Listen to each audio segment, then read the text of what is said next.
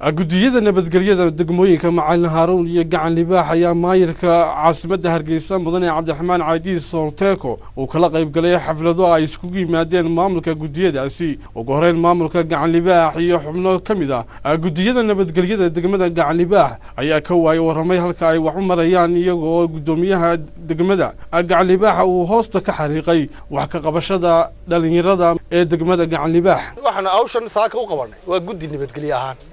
nabadgelyada iyo dhalinyarada ay magaalada seen arinteeda u xalisan lahayn ayaynu maarka ugu yeernay inuu kala qayb galo isagoo meel ku socdaan ka soo joogo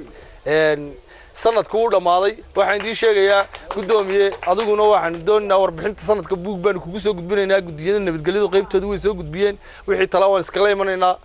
halkaas oo maayirka caasimadda Hargeysa oo madasha ka hadlay uu isna ka codsaday taliyaasha ciidamada inay kala shaqeeyaan gudida wax ka qabashada dhalinyaradaasi shayga ugu mushkiladda badan ee imika taagan waa ciyaalkeeni waa ubadkeeni waa kuwaynu dhalay ee xaafadeena ka soo baxay ayaa intuu halkan istaaga baaranaya de hooyadii aabihii haddaan hooyadii aabihii baaranna wuxuu baaranaya kuwii la dhashay amba habayatay ambeedadii waxa weeye arintaa taliyaashana waynu kala dagdagmayna inaynu gacan adag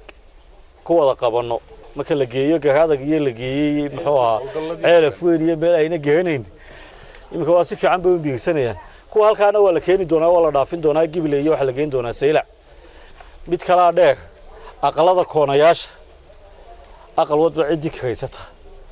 ina saldhigyada la socodsiisaan halka kala socodsiisaan